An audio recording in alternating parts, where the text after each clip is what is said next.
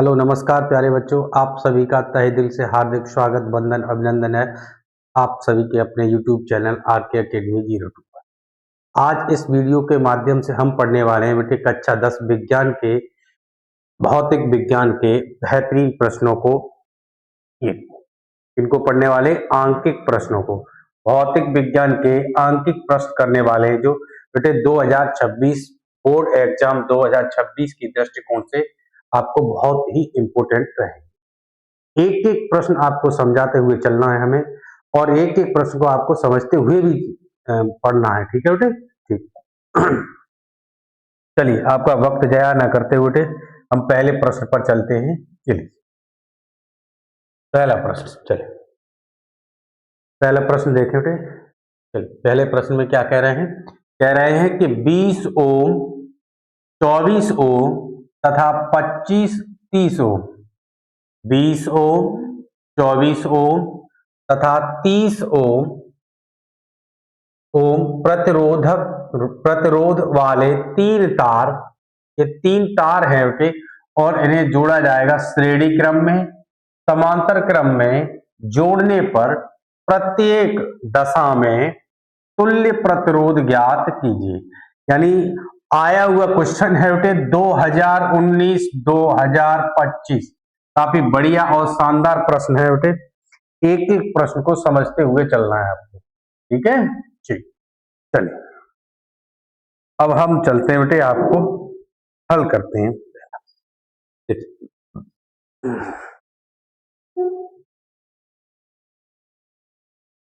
एक एक प्रश्न बेटे, काफी बेहतरीन प्रश्नों को मैंने रखा है। आपने प्रश्न को पढ़ लिया, अब आप हल करिए। हल करने का पहला मैंने तरीका आपको बताया बेटे कि प्रश्न में जितनी भी जानकारी बच्चे दी गई है बेटे, आप उन्हें नोट करेंगे। पहले क्या करना होता है बेटे, आंकिक प्रश्न हल करने का मेथड ही यही होता है कि आप जो भी जानकारी इस प्रश्न के अंतर्गत दी गई है उन्हें आप एक बार लिख लीजिए, फिर आप देखना कितना सरल लगे एकदम हल करते हो। ठीक है, तो सॉल्यूशन करते हैं। ठीक, ये लीजिए क्या दिया गया है कि तीन प्रतिरोध दिए गए हैं। माना, तो प्रतिरोध हम क्या कर लेंगे बेटे कि माना तीन प्रतिरोध, माना तीन प्रतिरोध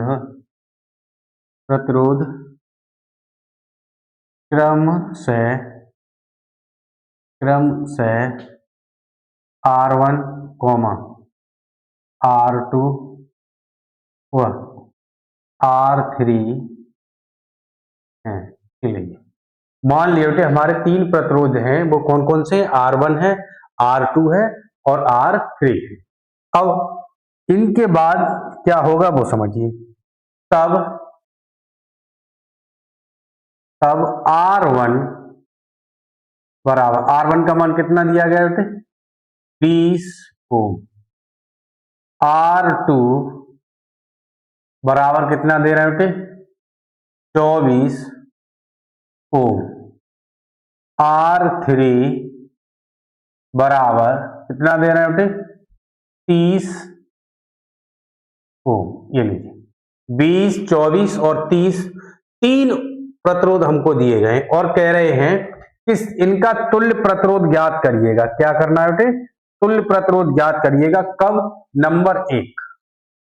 अब हम चलते हैं बेटे आपके क्वेश्चन में। पहले हमसे क्या पूछा गया था? कह रहा है बेटे श्रेणी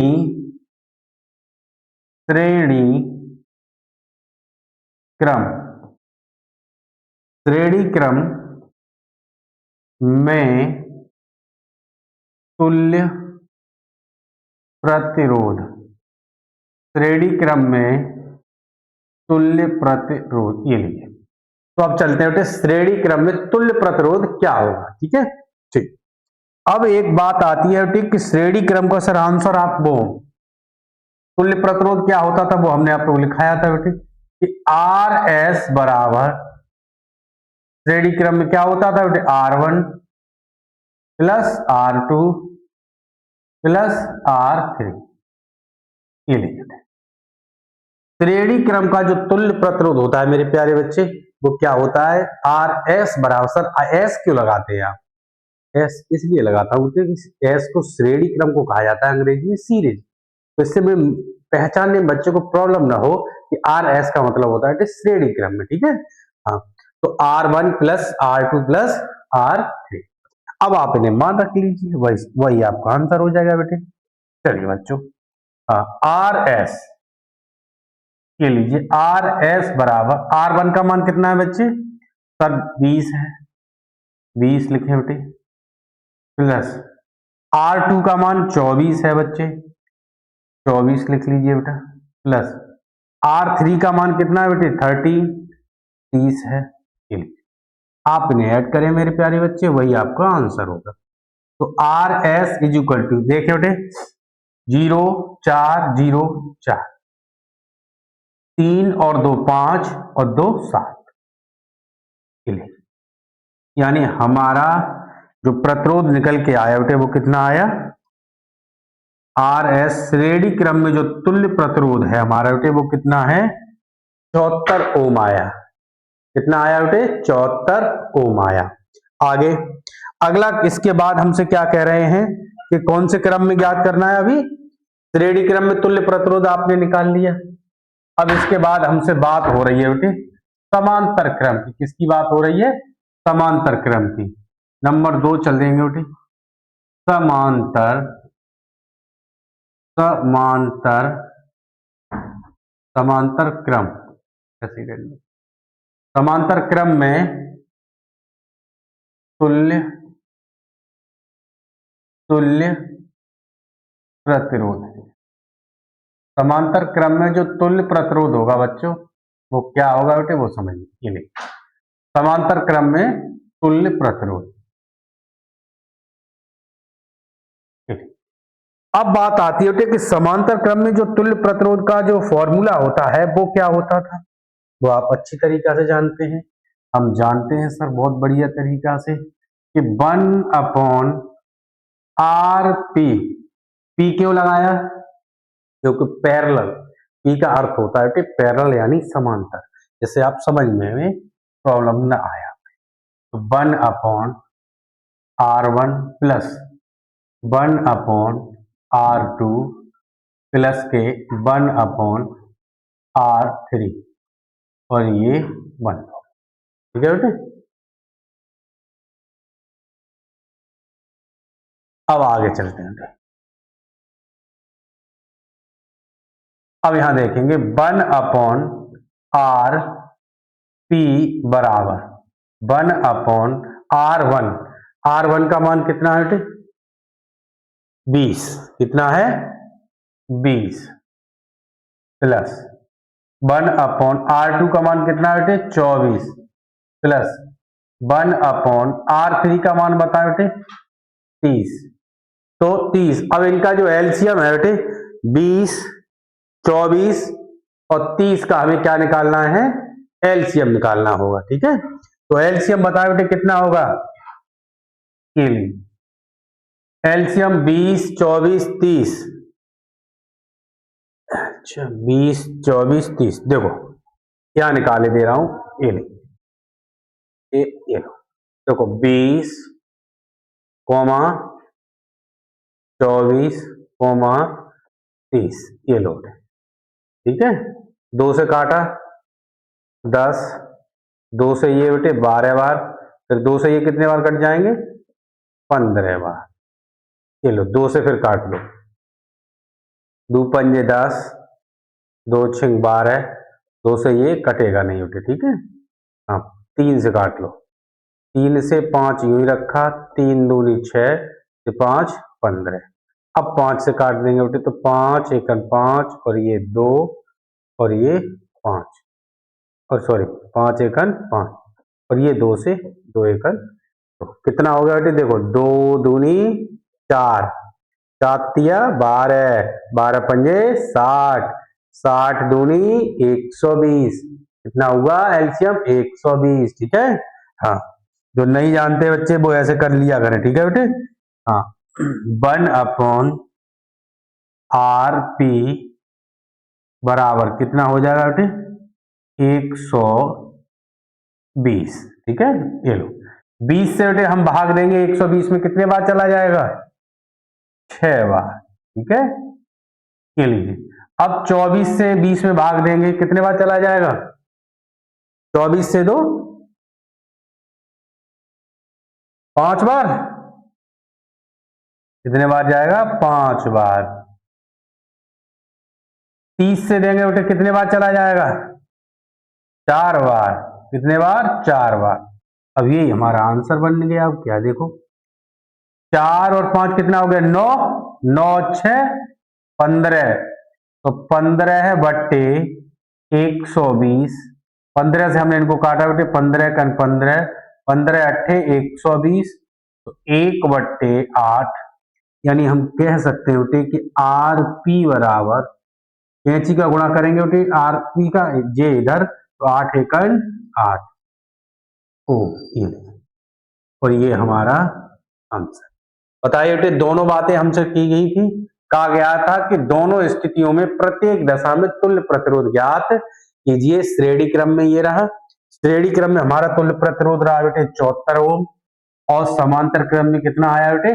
8 ओम। और ये हमारा आंसर कंप्लीट होता है। अगले प्रश्न पर,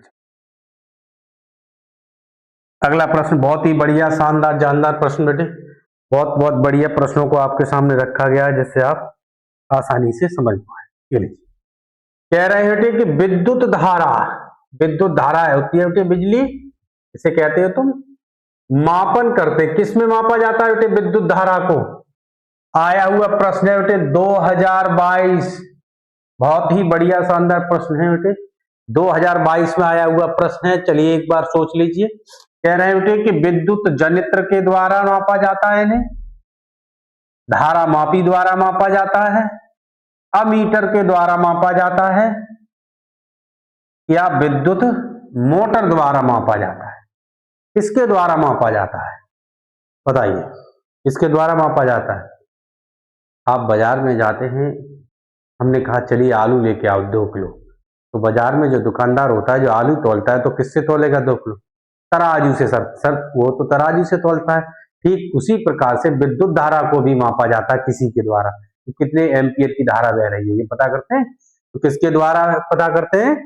बताइए, किसके द्वारा पता करते हैं? अमीटर के द्वारा। इनके द्वारा पता किया जाता है बेटे, विद्युत धारा को किसके द्वारा मापा जाता है? अमीटर लगा होते हैं, उनके द्वारा कितनी एम्पियर धारा बह रही है ये ज्ञात करते हैं। ठीक, अगला प्रश्न, अगले प्रश्न पर चलेंगे बेटे। ये लीजिए, काफी बढ़िया है बेटे, 2017-2020 में आया हुआ प्रश्न, 2017-2020 इंपोर्टेंट रखना बेटे, प्रति एक न एक आपको मात्रकों से प्रश्न अवश्य बनने वाले हैं। मैं ये वादा रहा बेटे कि इस क्लास में ही उतने मात्रकों पर आधारित प्रश्न बता दूंगा कि आपको जरूर मिल जाएगा उनमें से। ठीक है, हाँ। पहला कह रहे हैं प्रतिरोध का मात्रक ज्ञात कीजिए। प्रतिरोध का क्या मात्रक है ये बात हमको बतानी है। चलिए एक बात समझते हैं कि ये देखना, ओम के नियम से थोड़ी सी बात समझना बेटे कि ओम के नियम से आप पढ़े थे कि V बराबर होता था प्यारे बच्चे आई आर। क्या होता है बच्चों? आई आर होता है सर। आर कौन होता था यहाँ? प्रतिरोध। तो प्रतिरोध आर बराबर V अपॉन क्या बना? आई। तो मैं कह सकता हूं इनका जो मात्रक बनेगा बेटे वो क्या बनेगा? क्या देखिए, अब क्या मात्रक बनेगा इनका? देखिए V का मात्रक कौन होता है? विभव है। तो मात्रक क्या था बेटे इसका? वोल्ट था सर, वोल्ट प्रति। और आई किस में नापा जाती है? अभी बताया था मैंने, एम्पियर। एम्पियर यानी इसका जो मात्रक हो गया बेटे, प्रतिरोध का मात्रक क्या निकाल लिया आपने? ओ वोल्ट प्रति मीटर। इस वोल्ट प्रति मीटर को ही कहा जाता है ओम। क्यों कहा जाता है सर ओम? क्यों कहा गया?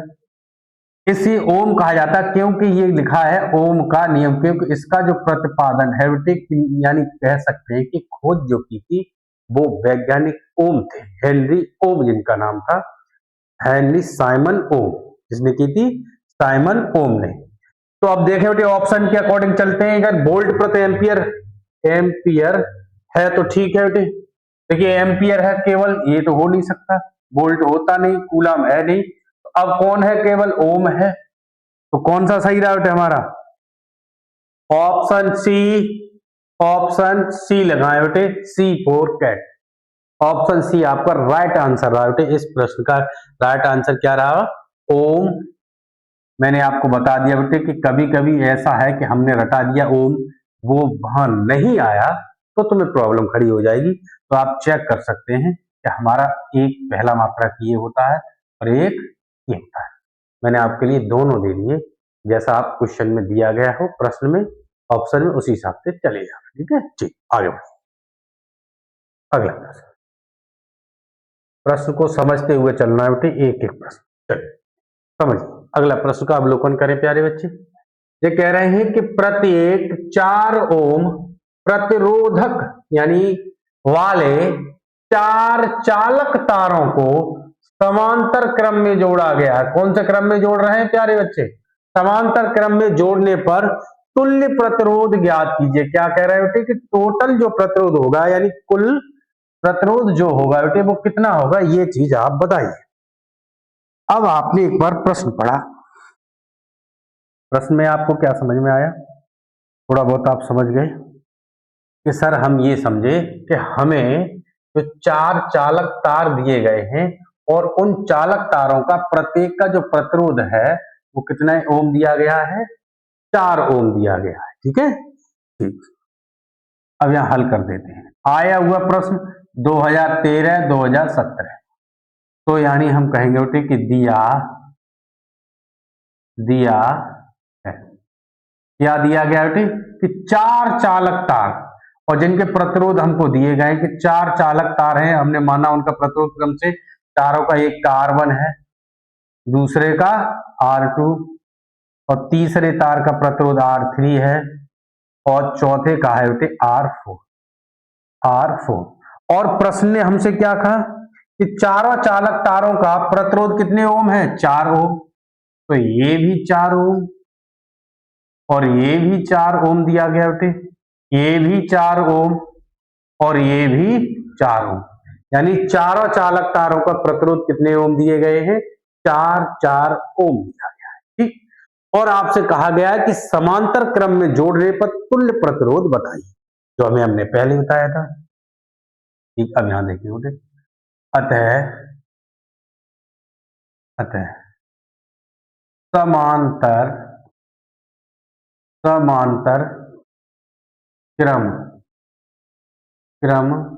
में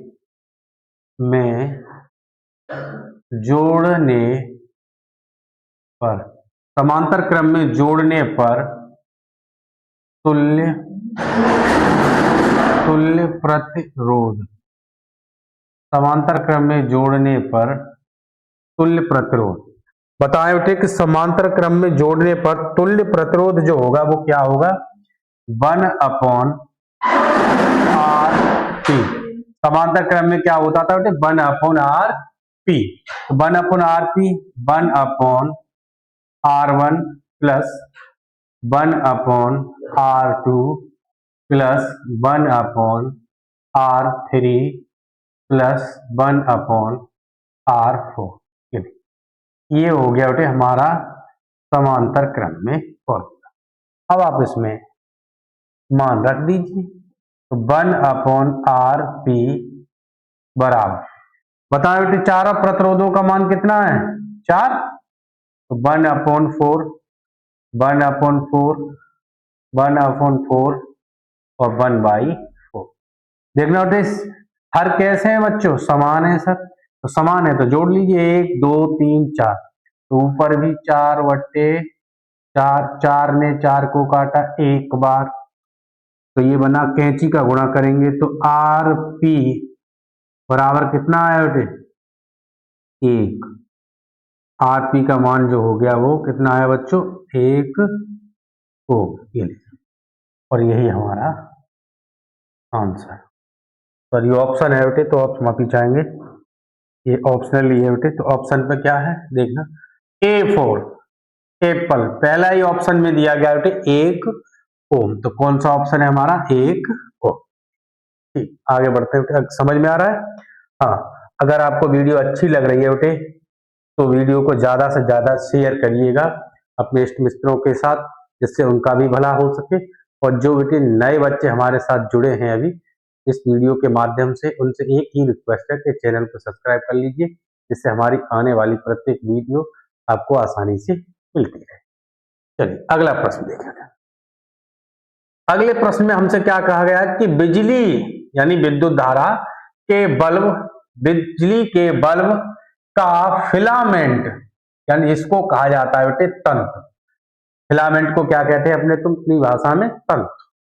होता है, किसका बना होता है? तो ये पूछ रहे हैं ये किसका बना होता है। 2024 में आया हुआ प्रश्न, बढ़िया और शानदार प्रश्न है, ये बहुत बार पूछा गया, ठीक है, अभी 2024 में भी है। तो आप जानते हैं कि बिजली का जो अपना टिप बनी होती है, इस टाइप से मान लीजिए आपका ये बल्ब है कोई, और इसमें इस टाइप से देखा होगा आपने, ये टिप मान ले रहे हैं, यहां समझना टिप, यहां कुछ आपने देखा है एक इस टाइप से, ये देखो ये तार देखा है किसका है। इसी तार पूछ रहे हैं कि ये जो है किस धातु का बना होता है। इसी को कहा जाता है बेटे फिलामेंट। क्या कहते हैं इसको? फिलामेंट, यानी अपनी भाषा में कहते हैं बेटे तंतु। ये पूछ रहे हैं कि ये किसका बना होता है, ठीक है। अब मैं बताऊं बेटे कि ये जो बना होता है, ये बना होता है बेटे टंगस्टन का। किसका बना होता है? टंगस्टन, टंगस्टन धातु। कौन सी धातु होती है बेटे? टंगस्टन धातु का बना होता है।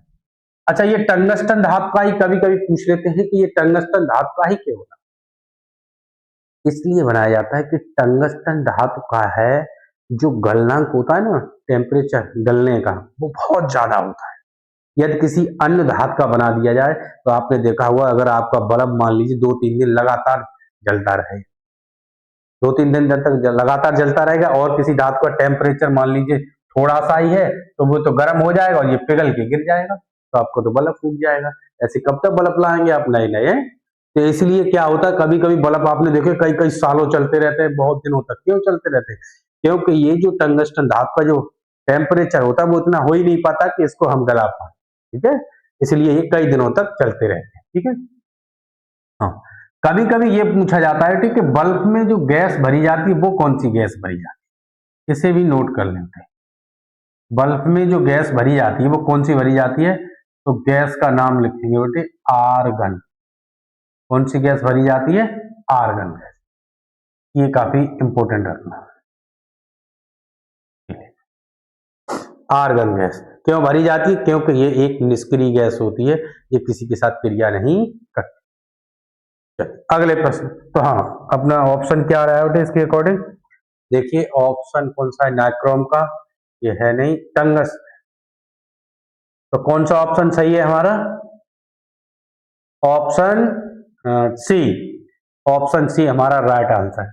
इस क्वेश्चन का राइट आंसर रहा बेटे ऑप्शन सी। चलिए अगले प्रश्न पर बढ़ते हैं। अगला प्रश्न क्या कह रहे हैं बच्चे? चलिए ये भी बहुत बेहतरीन प्रश्न, ये भी बहुत अच्छा प्रश्न। 2014,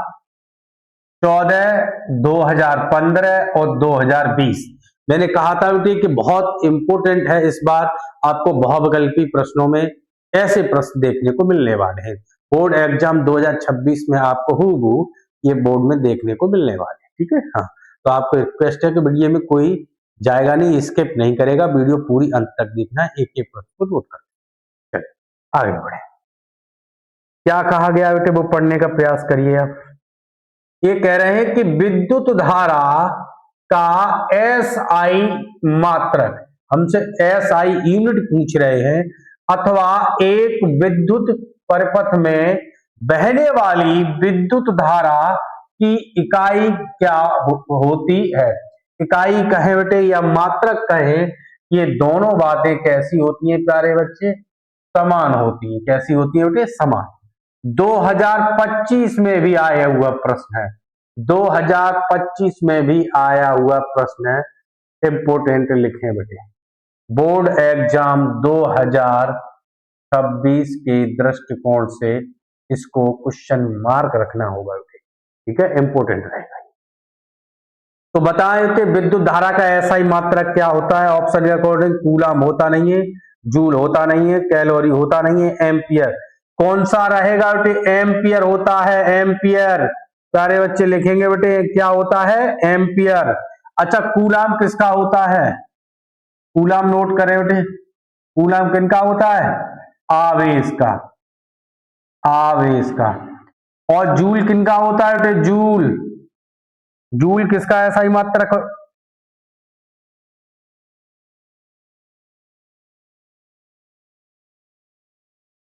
हाँ, किस्मत अच्छी है बच्चे, ये लौट आया। हाँ, गड़बड़ कर जाता है कभी ये। चलिए, आपकी अच्छी किस्मत रही भाई, इससे मैं आपको समझा पाऊंगा बेटे, क्योंकि इसमें भी काफी इंपोर्टेंट है ये चारों में से, उसके साथ कई बार पूछा गया। जूल किसका होता है बेटे? ये होता है बेटे ऊर्जा का। किसका होता है? ऊर्जा का, ये लीजिए। और एम्पियर तो आपको बता दिए धारा का। कैलोरी किसका होता है बच्चों? ऊष्मा। किसका होता है? ऊष्मा का। इसको भी नोट करते हुए चलना है, ठीक है। किसका होता है? ऊष्मा का। चलिए आगे, एक एक प्रश्न को समझते हुए चलना है, जल्दबाजी नहीं करनी है, बिल्कुल जल्दबाजी ना दिखाए बेटे, ठीक है। जल्दबाजी कोई ना करे। चलिए चलिए, कह रहे हैं कि विद्युत धारा उत्पन्न करने की युक्ति को कहते हैं। विद्युत धारा उत्पन्न करने की युक्ति को कहते हैं। प्रश्न के अकॉर्डिंग चलेंगे बेटे। 2025 देख लो, सीधे कहां पर आया है? 2025 में ही आया, देखो मिला है आपको, ठीक है। पहला कह रहे हैं किनके द्वारा होती है? जनित्र द्वारा, गैल्वेनोमीटर द्वारा, एमीटर द्वारा, या मोटर के द्वारा। विद्युत धारा आपको इनमें से कौन उत्पन्न करके देता है? इस ऑप्शन के अकॉर्डिंग बताएं। इस ऑप्शन के अकॉर्डिंग कौन सा सही रहेगा हमारा? विद्युत जनित्र। किसके द्वारा किया जाता है? जनरेटर के द्वारा, जनित्र से क्या प्राप्त किया जाता है? विद्युत धारा, ठीक है। आगे अगले प्रश्न पर चलिए। काफी बढ़िया और शानदार प्रश्न रहेगा। कह रहे हैं 2011-2019 में आया हुआ प्रश्न, 2011-19 में आया हुआ प्रश्न है। एक बार इसको पढ़िए और समझिए क्या कह रहे हैं, देखते हैं। ये कह रहे हैं कि एक निकट दृष्टि दोष, यानी एक कोई व्यक्ति है जिसको कौन सा दोष है? निकट दृष्टि दोष है, ठीक है, वाला व्यक्ति 20 सेंटीमीटर दूर स्थित पुस्तक को पढ़ने का, यानी पढ़ने पुस्तक को पढ़ सकता है। कहां पढ़ सकता है? 20 सेंटीमीटर दूर स्थित पुस्तक को पढ़ सकता है। इसका अर्थ ये होता है कि पुस्तक का जो प्रतिबिंब है वो 20 सेंटीमीटर दूरी पर बन रहा है, तभी वो पढ़ सकता है। ये बात समझने वाली बात होती है थोड़ी सी, ऐसा नहीं दूरी वस्तु की दूरी है, ये नहीं है वस्तु की दूरी, यानी प्रतिबिंब कितनी दूरी पर बनना है तभी वो वहां पढ़ सकता है। इसका मतलब है प्रतिबिंब 20 सेंटीमीटर दूरी पर पड़ रहा है, निकट दृष्टि दोष है उसको, ठीक है। और कह रहे हैं कि पुस्तक को 25 सेंटीमीटर दूर रखकर, यानी पुस्तक जो है प्यारे बच्चे वो कहां पर रखी हुई है? रख कर पढ़ने के लिए उसे कैसा और कितनी फोकस दूरी का लेंस अपने चश्मे में प्रयुक्त करना पड़ेगा। दो बातें पूछी गई। पहले का जवाब सुने। पहले उन्होंने ये कहा कि यदि ऐसा है तो वो लेंस कौन सा है जिसके द्वारा वो इस पुस्तक को पढ़ेगा।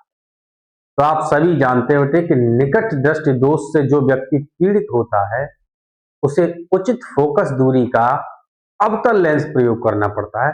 कौन सा लेंस प्रयोग करते हैं बेटे? अवतल लेंस। चलिए, तो पहला आंसर ये देखें, चलिए अपना पहला आंसर लिखें।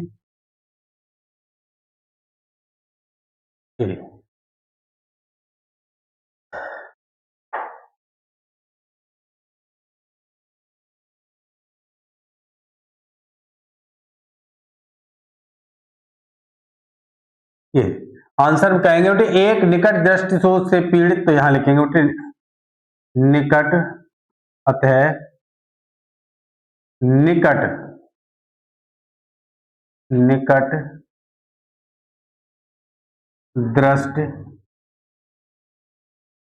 दृष्टि दोष से पीड़ित, निकट दृष्टि दोष से पीड़ित व्यक्ति को क्या करना पड़ेगा बेटे, कितनी फोकस दूरी का लेंस प्रयोग करना पड़ेगा, को उचित फोकस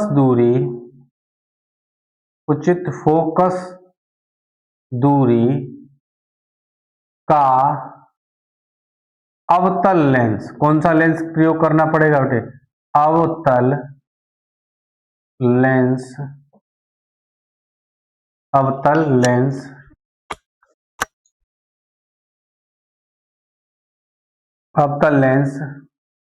प्रयोग करना पड़ेगा। ये पहली बात आपकी कंप्लीट। उन्होंने हमसे पूछा कि निकट, यदि किसी भी व्यक्ति में निकट दृष्टि दोष है तो कौन सा लेंस प्रयोग करना पड़ता है, अवतल लेंस का प्रयोग करना पड़ता है। अच्छा, दूर दृष्टि दोष होगी तो कौन सा प्रयोग करना पड़ता है, यदि किसी व्यक्ति में दूर दृष्टि दोष है तो उसे उत्तल लेंस का प्रयोग करना है। ठीक है, हाँ समझते चलना है। अब दूसरी बात और भी कही है, उन्होंने कहा है कि कितनी फोकस दूरी का, यानी फोकस दूरी कितनी है ये भी आपको बताना है। चलिए फोकस दूरी भी बताइए भाई उसकी। ठीक, अब हल करते हैं। तो यहां लिखना है कि दिया है, क्या चीज दी गई है ये चीज पढ़ते हैं। क्या दे रहे हैं, मैंने कहा कि व्यक्ति 20 सेंटीमीटर दूर स्थित पुस्तक को पढ़ सकता है। इसका अर्थ हुआ कि उसको प्रतिबिंब v बराबर कितना है, 20 सेंटीमीटर, और लेंस कैसा है बच्चे, अवतल है, तो ये माइनस का होगा। और u कितना दे रहे हैं, u बराबर कहां रखी जा रही है वस्तु को, 25 सेंटीमीटर दूरी पर, तो 25 सेंटीमीटर दूरी, यानी कि ये भी माइनस का, क्योंकि अवतल लेंस में क्या होते हैं, माइनस का होते हैं तीनों। ठीक है, अब यहां चलिए प्रश्न पर।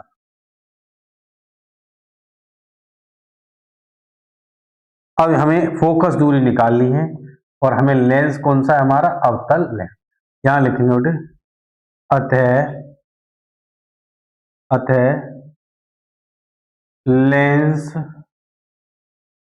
सूत्र से, लेंस सूत्र बताए बेटे क्या होता था, तब 1/f बराबर 1/v माइनस के 1/u होता है।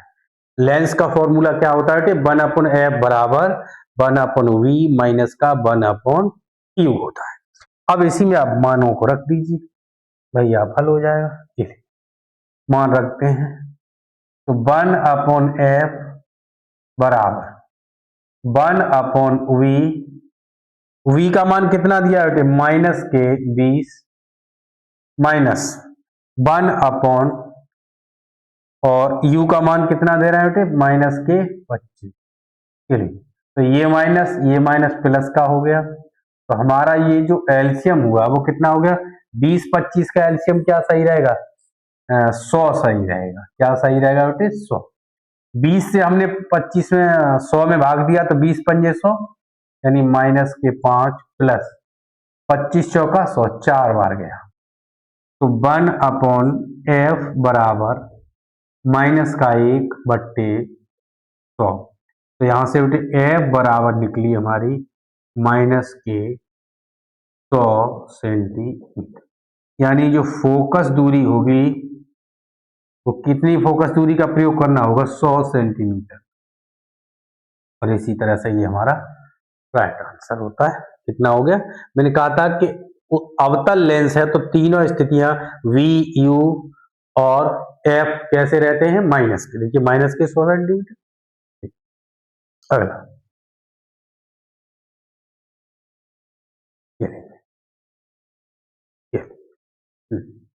अगला प्रश्न बड़ा बढ़िया और शानदार प्रश्न है कि आसानी से पढ़ने का प्रयास करिए, समझिए।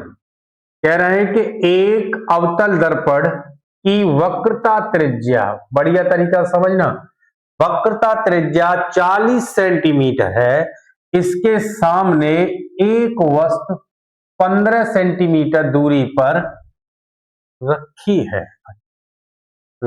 है, प्रतिबिंब की स्थिति बताइए, प्रतिबिंब की स्थिति बताइए, इसका किरण आरेख भी बनाइए।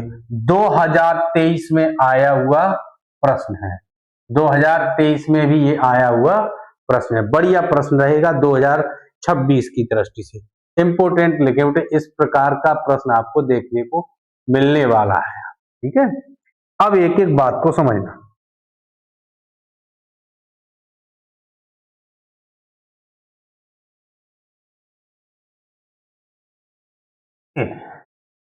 सबसे पहले लिखेंगे बेटे क्या दिया है, जो दिया गया है उसको समझने पहले।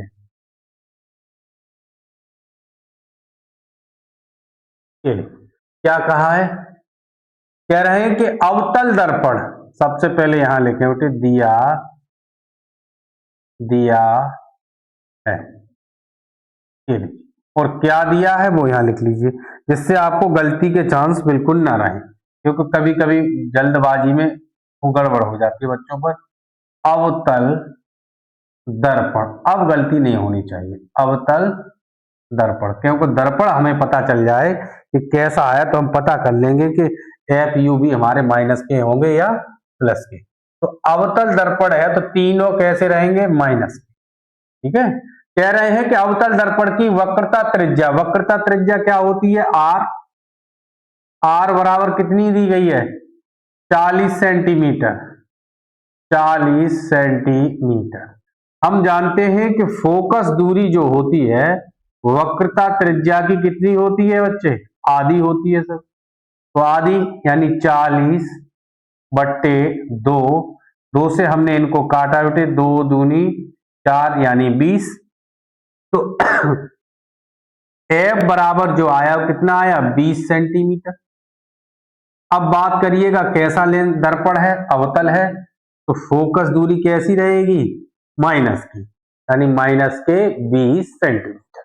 अगला आगे समझिए, आगे क्या कहा है फिर, कह रहे हैं इसके सामने एक वस्तु 15 सेंटीमीटर की दूरी पर रखी गई है, यानी जो वस्तु है वो कहां रखी गई है, 15 सेंटीमीटर दूरी पर, यानी U बराबर है 15 सेंटीमीटर।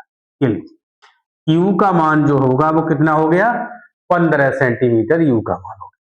कह रहे हैं कि प्रतिबिंब की स्थिति बताइए, प्रतिबिंब की स्थिति यानी V बराबर आपको निकालना है। और क्या कह रहे हैं, किरण आरेख भी बनाइए। चलिए वो तो बात की बात रही, किरण आरेख तब बनते हैं जब आपको तीनों के मान पता होते हैं, उन्हें देख के किरण आरेख बनाए जाते हैं, ठीक है। पहले तो आपको 2 ही दिए गए, तो तीसरा क्या है सर, V। तो यहां लिखें दर्पण है ना, अब यहां लिखिए दर्पण, दर्पण सूत्र से बताएं बेटे, दर्पण का सूत्र, आप दर्पण का सूत्र क्या था सर, 1/f बराबर 1/v प्लस 1/u, ये होता है दर्पण का फॉर्मूला। लेंस में क्या होता है, यहां क्या हो जाता है, माइनस हो जाता है, और दर्पण में क्या रहता है, प्लस हो जाता है, ठीक है। अब आप मान रख लीजिए, वही आंसर हो जाएगा। तो 1/f, तो 1/f का मान कितना दिया गया है, -20 इज इक्वल टू 1/v जो हमें निकालना था, प्लस 1/u, u का मान कितना है बच्चों, -15। ये लीजिए, हमने 1/v यूं ही रखा, बराबर ये माइनस के हैं इधर आए होंगे तो कैसे बने होंगे, प्लस के, यानी मैं लिख सकता हूं इन्हें बेटे 1/15, और यहाँ माइनस के आपके मौजूद हैं बच्चे 100, सॉरी माफी चाहेंगे 1/20, यानी 1/20। अब इन्हें आप हल कर लीजिए, एलसीएम ले भाई, तो 1/v बराबर एलसीएम ले लिया 15 और 20 का, ये 15 है ये 20 है, 15-20 का जो एलसीएम होगा बेटे वो कितना हो जाएगा, नहीं 15 चौके 60 सही जाएगा, ये लीजिए 60, ठीक है। 15 से भाग देंगे 60 में, 15 चौके 60 माइनस 20 से देंगे बेटे तो 20 दिया 60, 1/v बराबर प्लस के 1/60, तो v बराबर कैंची का गुणा किया 60 सेंटीमीटर, और ये आया बेटे 60 सेंटीमीटर। अब मेन बात यहां समझना, अभी आपने कहा था कि सर अवतल दर्पण में तो तीनों माइनस की होती है, ये तो प्लस कहा गया, गलत पढ़ाई रहे हो, गलत नहीं है। अब अपना थोड़ा सा ध्यान लगाना बेटे कि अवतल दर्पण की जो स्थितियां थी 6, उनमें जाना और वहां देखना कि 5 में कैसा रहती थी, प्रतिबिंब बनते थे, वो प्रतिबिंब वस्तुओं के सामने बनते थे और उन सभी में v कैसी रहती है, माइनस की। अब जैसे ही ये प्लस की छठी स्थिति, वहां देखना कि वस्तु को ध्रुव और फोकस के बीच में रखा जाता है, तब वहां वो छठी स्थिति बनती है। तो इसीलिए ये छठी स्थिति काफी इंपॉर्टेंट रहती है, क्योंकि उन सभी स्थितियों में, पांचों में वास्तविक और उल्टा प्रतिबिंब बनता है। इसमें कैसा बनता है सर छठी में, छठी में सीधा और आभासी और वस्तु से बड़ा प्रतिबिंब बनता है। ये सभी पांचों का उल्टा होता है, इसलिए इंपॉर्टेंट है। अब मैं आपके किरण आरेख पर चलता हूं। अब किरण आरेख को बढ़िया तरीका से समझना, ठीक है। हाँ,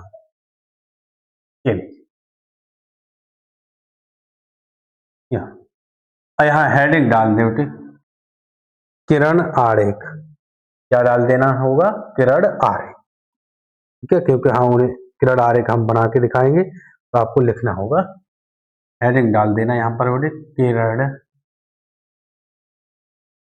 आरेख।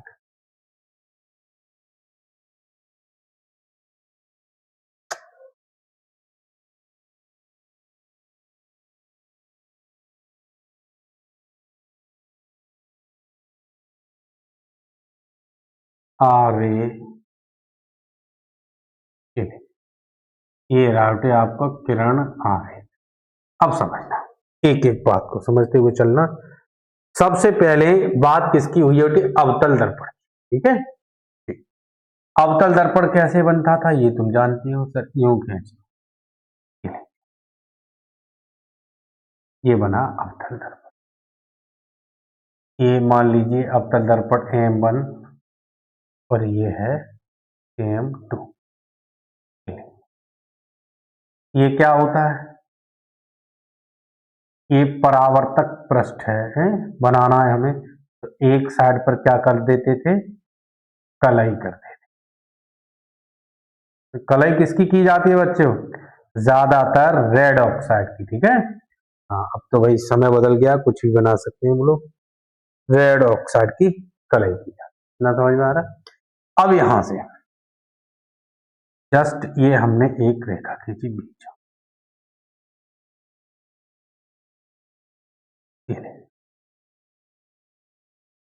पटरी प्रकार की सहायता से बनाना बेटे थोड़ा यहाँ ऊंच नीच हो जाता है, ठीक है। ये होता था बेटे दर्पण का ध्रुव, ये, और यहाँ फिर से थोड़ा मैं बदल दूं, ये होता है बेटे फोकस, और यहां पर होती है तुम्हारा सी, जिसे कहते हैं वक्रता केंद्र, और यहां होता है बेटे मुख्य फोकस। ये अब एक एक बात को समझते हुए चलना। मैंने ये कहा, ये देखिए वी यू एफ कितनी है, फोकस दूरी माइनस के 20 सेंटीमीटर, यानी 20 सेंटीमीटर।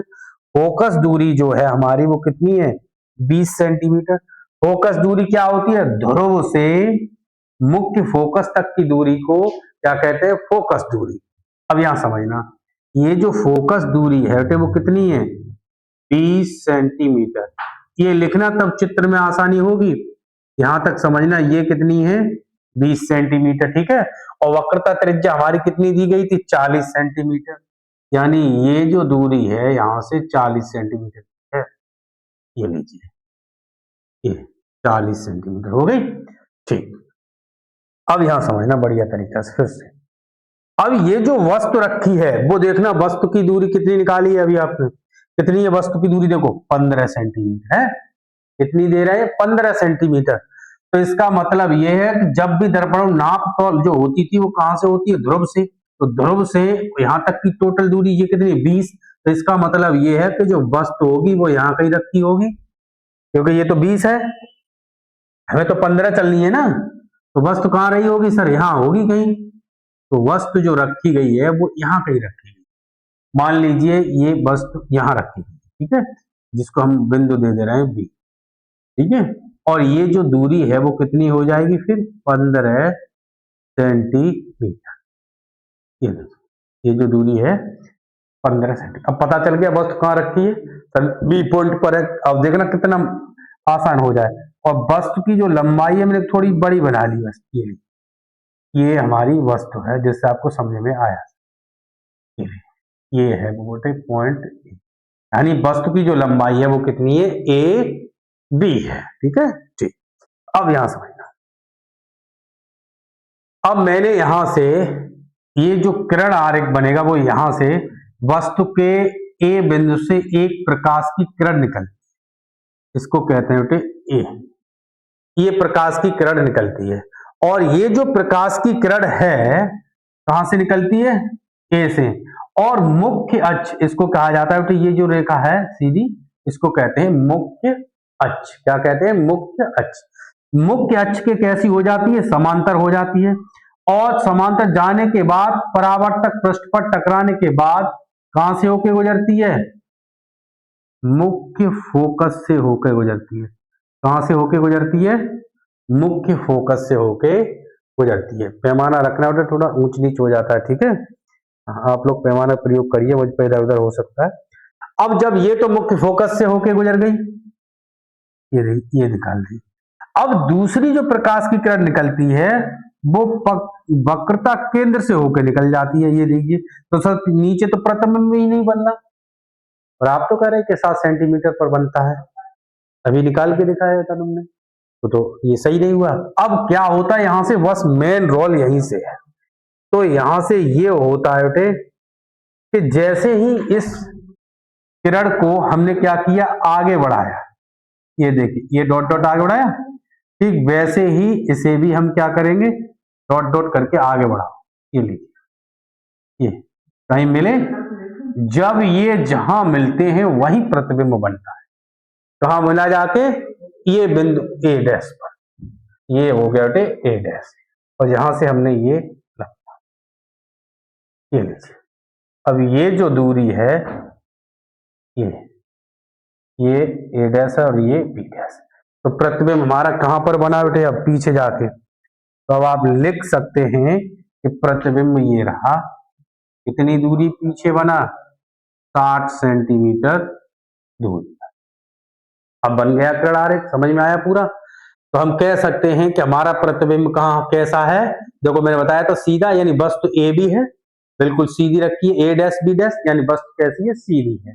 तो हम कह सकते हैं हमारा प्रतिबिंब 60 सेंटीमीटर दर्पण के पीछे, क्या लिखिएगा, यहां लिख दें क्या, अतः प्रतिबिंब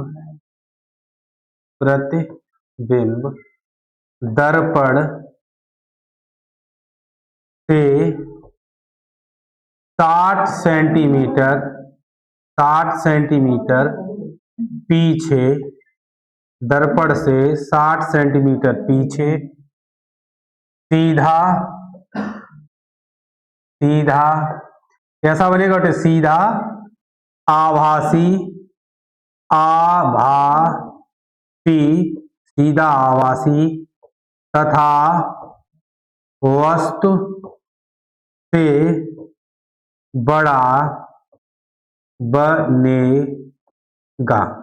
कैसा बनेगा बेटे? प्रतिबिंब दर्पण से 60 सेंटीमीटर पीछे सीधा आभासी तथा वस्तु से बड़ा बनेगा। ठीक है, और इस तरीका से ये आपका आंसर कंप्लीट होगा। 6 नंबर में आने वाला प्रश्न। कितने अंक में आएगा बेटे? 6 अंक में आने वाला। बढ़िया तरीका से समझना। किरण आरेखों को मैंने बताया रटना मत कोई भी। अगर तुमने रटने की कोशिश की फेल नहीं होगा। ये रटने वालों में से नहीं है, क्योंकि हर एक के अलग अलग बने 6 स्थितियां होती हैं। ठीक है, हाँ पढ़े क्या दिया गया है। कह रहे होते कि किसी लेंस की क्षमता माइनस के 2 डायोप्टर है। डायोप्टर है तो लेंस की फोकस दूरी हमको क्या अवगत करना है बेटे? याद करना है फोकस दूरी तथा प्रकृति। प्रकृति का मतलब समझते हैं?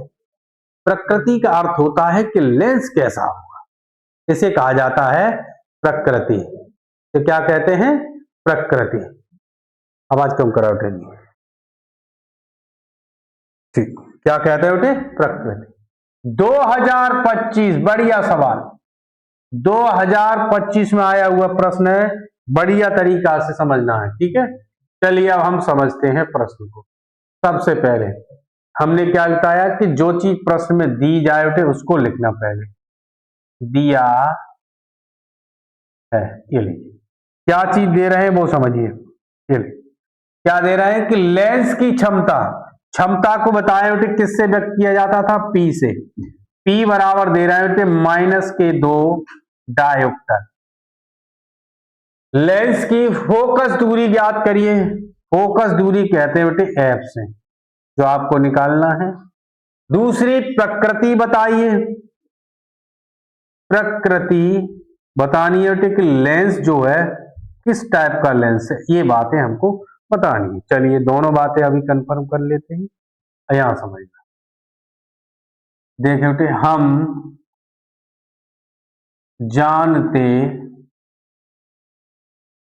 जानते ये बात तुम पढ़े थे बेटे कि लेंस की जो क्षमता होती है और फोकस दूरी में जो संबंध होता था वो क्या होता था सर? P बराबर 1/f। f जो होता है यहां किस में होता है? मीटर। अगला दूसरा 100/f। f ऐसी स्थिति में यहां कैसा होता था? ये होता है सेंटीमीटर, और ये आपका फॉर्मूला है। ठीक है, तो हमें क्या निकालनी है? एफ निकालनी है सब।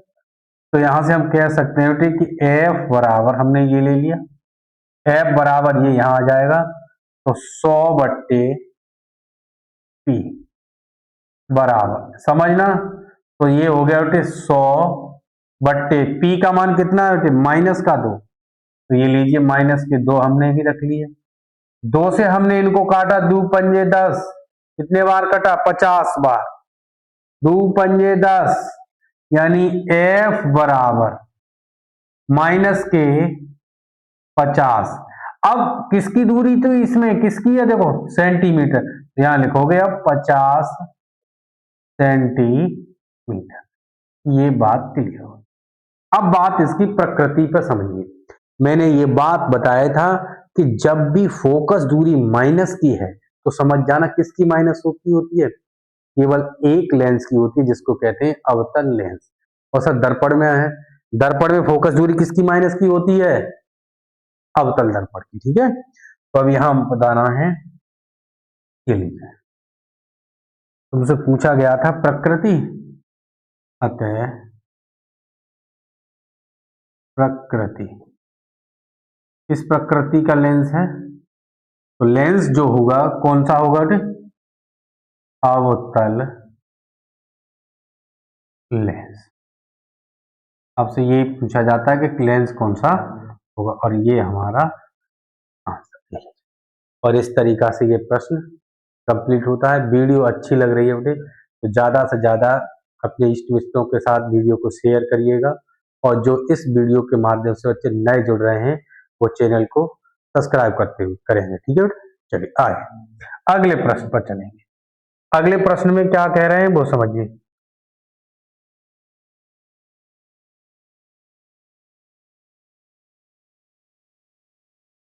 एक और बहुविकल्पी प्रश्न रखा गया, बढ़िया सवाल है। हाँ, समझते हुए चलना है। जो मैंने बात अभी बताई वही इसमें लगने वाली है। कह रहे हैं कि किसी गोलीय दर्पण तथा किसी पतले गोलीय लेंस, बात समझना बेटे, किसकी बातें हो रही हैं? दर्पण की और लेंस की, दोनों की। ठीक है, कह रहे हैं कि फोकस दूरियां, दोनों लोगों की फोकस दूरियां कैसी हैं? -15 सेंटीमीटर हैं। तो दर्पण तथा लेंस क्रम से होंगे। पूछे गए हैं कि दर्पण कैसा होगा और लेंस कैसा होगा। अभी मैंने कहा था कि अभी ये बात बताई थी पिछले प्रश्न में कि यदि फोकस दूरी कैसी है हमारी, फोकस दूरी कैसी है? ऋणात्मक।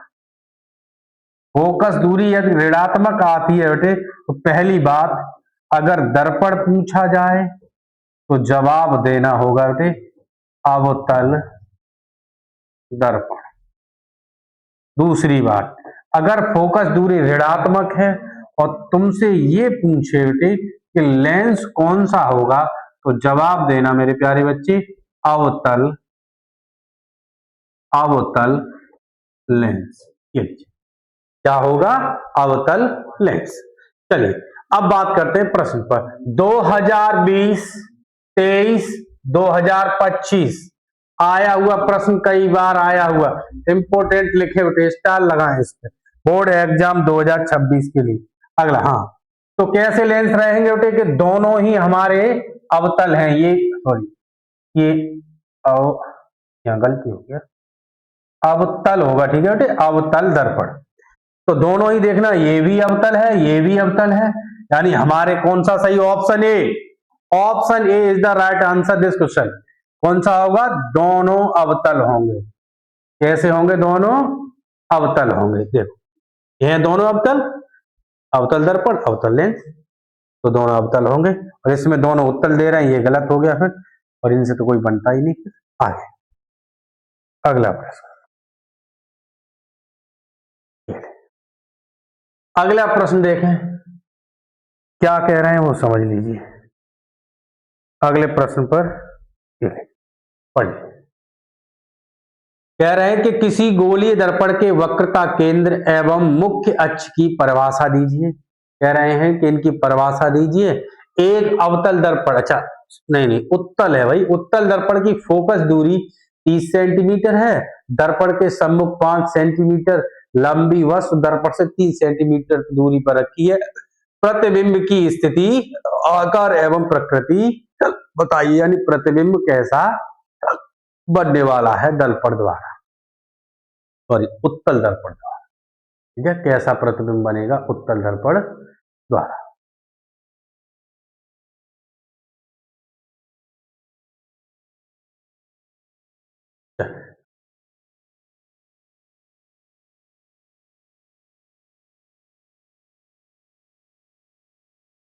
चलो, कह रहे हैं कि किसी गोली दर्पण के वक्रता केंद्र एवं मुख्य अक्ष की परिभाषा दीजिए। पहली बात यहां समझते हैं कि बढ़िया तरीका से समझना कि ये जो गोली दर्पण होते हैं ना, एक एक बात को नोट करते हुए चलना कि पहला कह रहे हैं कि गोलीय, गोलीय कई बार पूछे गए हैं कि गोली दर्पण कितने प्रकार के होते हैं। तो गोलीय दर्पण, अगर मैं गोली दर्पण की बात करूं तो ये जो गोली दर्पण होते हैं कि वे दो टाइप के होते हैं। कितने टाइप के होते हैं गोली दर्पण? दो टाइप के होते हैं।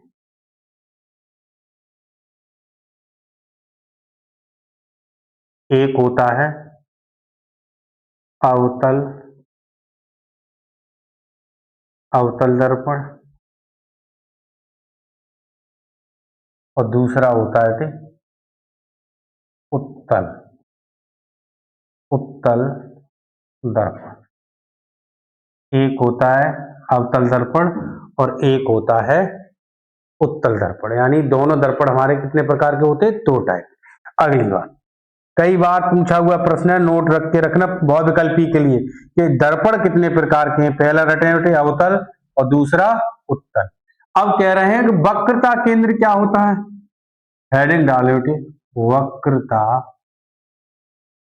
वक्रता केंद्र,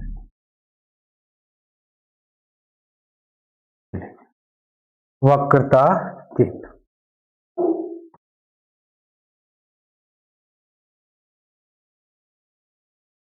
गोलीय गोलीय दर्पण गोलीय दर्पण जिस परावर्तक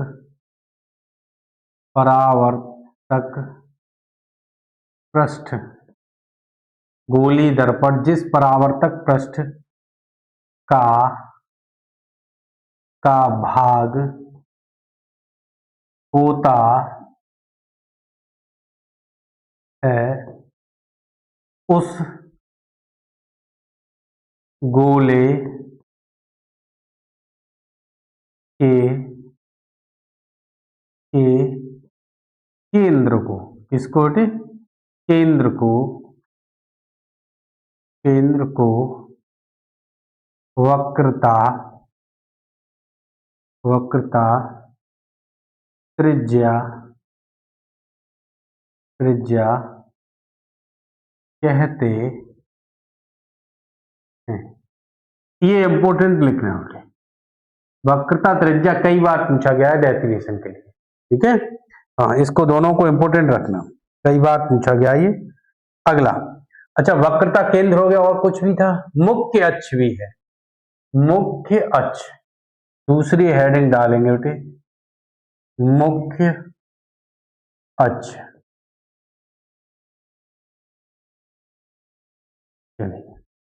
वक्रता केंद्र कहाँ होता है, और मुख्य अक्ष अभी आपने सीखा था, ये मैंने इस टाइप से दर्पण खींचा था, ये होता है वक्रता केंद्र।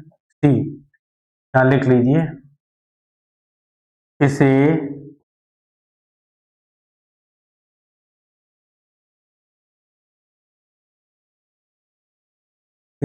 कैपिटल सी से व्यक्त करते हैं।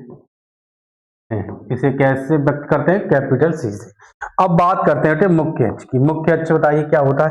तो मुख्य अक्ष देखिए, ये होता है ध्रुव, और ये होता है वक्रता केंद्र, और ये जो रेखा है, ये जो लाइन है, ये सरल रेखा, ये सीधी रेखा, इसको क्या कहते हैं, मुख्य अक्ष। अब परिभाषा बनाइए कि दर्पण के ध्रुव और वक्रता केंद्र से होकर गुजरने वाली सीधी सरल रेखा को ही क्या कहते हैं, मुख्य अक्ष कहते हैं। देखो, सीधे होकर गुजर रही है वक्रता केंद्र से होकर, तो आप बना सकते हैं कि दर्पण के ध्रुव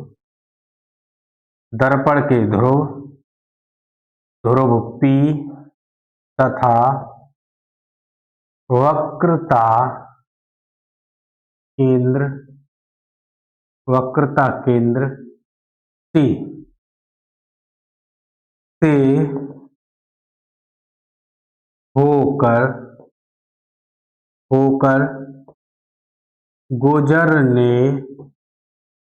होकर गुजरने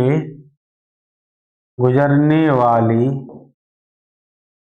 सीधी, कैसी रेखा थी, बिल्कुल सीधी रेखा को मुख्य अक्ष कहते हैं। क्या कहते हैं, मुख्य अक्ष कहते हैं। क्या कहा जाता है, मुख्य अक्ष कहा जाता है, ठीक है। हाँ, ये तो आपने सभी नोट कर लिया होगा। हाँ, आगे मैं चलूंगा बेटे, और भी बातें उन्होंने पूछी है इसमें, उन सभी के जो एक बार नोट कर लें, स्क्रीनशॉट लेना चाहे स्क्रीनशॉट ले लीजिए, ठीक, आगे बढ़िए।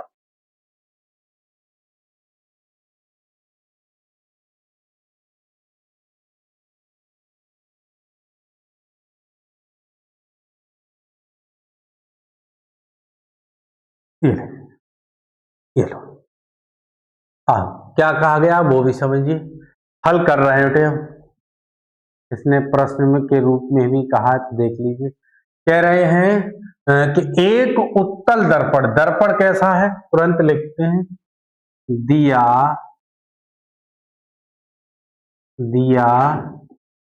है। क्या चीज दी है बेटे? जो दर्पण है वो कैसा है? उत्तल दर्पण। यहां लिखेंगे उत्तल दर्पण। ये कह रहे हैं उत्तल दर्पण की फोकस दूरी 30 सेंटीमीटर, यानी एफ बराबर दी गई है बेटे 30 सेंटीमीटर, यानी 30 सेंटीमीटर। उत्तल दर्पण में फोकस दूरी कैसी ली जाती है? प्लस की। ठीक है।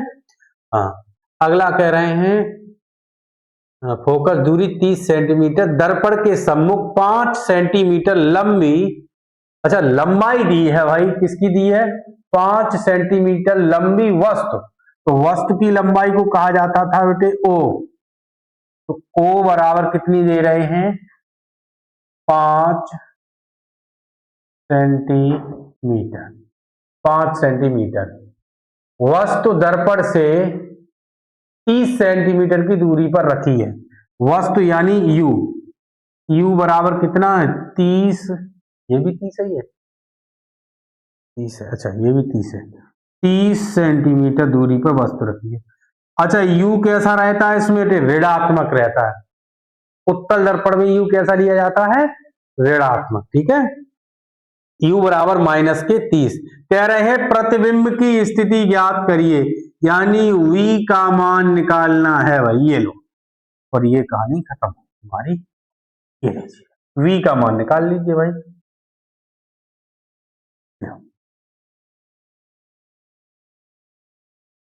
यहां लिखेंगे बेटे हम जानते हैं, या लिखेंगे बेटे अतः हम जानते हैं, या लिखना दर्पण के सूत्र से। हम ये बात जानते थे, क्या जानते हैं कि दर्पण के सूत्र क्या होता था? 1/f बराबर 1/v प्लस के 1/q। एफ बराबर क्या होता है? 1/f बराबर 1/v प्लस के, सॉरी 1/f बराबर 1/v प्लस के 1/q। आगे समझिए, इसी मान रख दीजिए, v का मान निकाल लीजिए। तो f का मान 1/f का मान कितना है? 30 रख दिया, बराबर 1/v जो हमें निकालनी है प्लस 1/u जो हमको दिया गया माइनस के 30।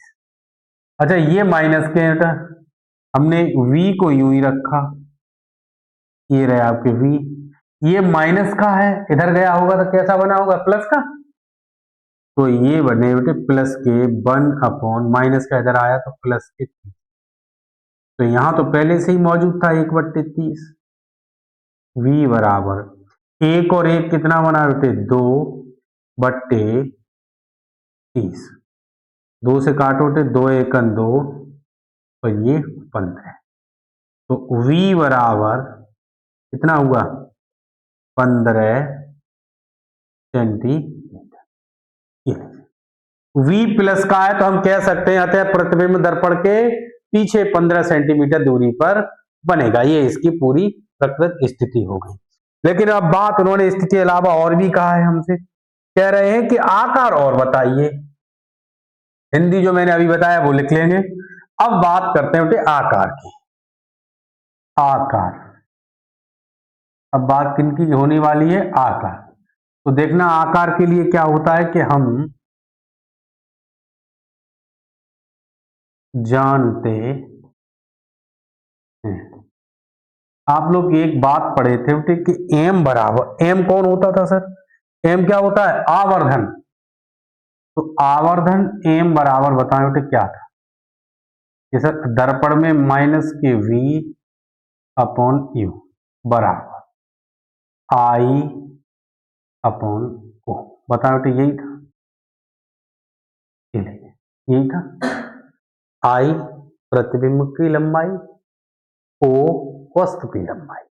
अब हम इन दोनों से बातें करने वाले हैं, हम इनको लेने वाले हैं सेकंड राउंड में, इनको यानी इन दोनों में। तो यहां से देखना कि माइनस के v/u बराबर I/o। हमें तो I को लेना देना है, हमें तो I का मान निकालना है बस। तो देख लीजिए भैया I का मान माइनस के वी का मान जो आपने निकाला वही कितना है 15, ये लीजिए हम 15 रख लिए। यू का मान बताइए माइनस के 30 बराबर आई जो आपको निकालना है वो जो दिया गया होगा जरूर कहीं ना कहीं, कितना दे रहे हैं 5 सेंटीमीटर, ये रहा आपका बेटे 5। देखना माइनस ने माइनस को काटा, 15 से हम इनको काटे, 15 कने 15 15 दूनी 30,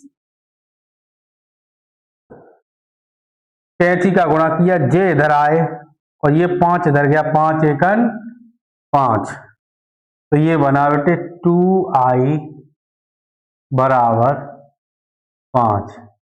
तो i is equal to 5/2, i बराबर 5 का आधा कितना हुआ बेटे 2.5 सेंटीमीटर।